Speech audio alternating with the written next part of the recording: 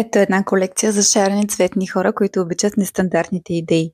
След 3 месеца увиване на тело, съчетание на разни материали, пухчета, мъниста, стъклени, кристални мъниста, елементи като сладолет, елементи мандаринки и всякакви други шарени нещеца, които правят живота по-интересен. Успях накрая да завърша моята колекция, която вече е качена на сайта shantabella.com и може да я разгледате и да си харесате нещо, с което да допълните лятната си визия.